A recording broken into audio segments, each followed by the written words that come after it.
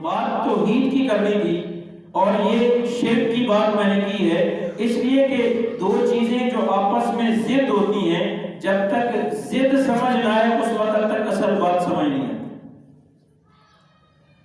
کسی انسان کو بھوک نہ لگتی ہو تو اس کو کھانے کی لذت سمجھ میں نہیں آ سکتی۔ کسی انسان کو سردی نہیں لگتی، اس کو گرمی سمجھ میں نہیں آ سکتی۔ تو گرمی سمجھ میں آتی ہے جب سردی ہوتی ہے، کھانے کی لذت سمجھ میں آتی ہے جب بھوک لگتی ہے۔ پانی کا اثر اس وقت معلوم ہوتا ہے جب آگ موجود ہوتی ہے۔ اندھیرا اس وقت سمجھ میں آتا ہے جب روشنی آتی ہے۔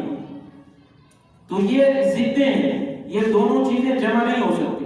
آگ اور پانی جمع نہیں ہو سکتا، زمین اور آسمان جمع نہیں ہو سکتے، روشنی اور اندھیرا جمع نہیں ہو سکتے، پھول اور کانٹے جمع نہیں ہو سکتے، بلکہ اصل بات یہ ہے کہ ان تمام چیزوں میں یہ جو ضدیں ہیں یہ ساری جمع ہو سکتی ہیں، ممکن ہے، لیکن توحید اور شرک جمع نہیں ہو سکتی۔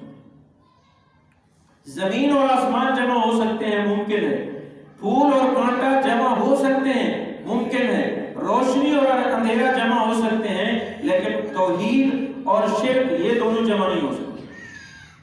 توحید الگ ہے اور شرک الگ ہے۔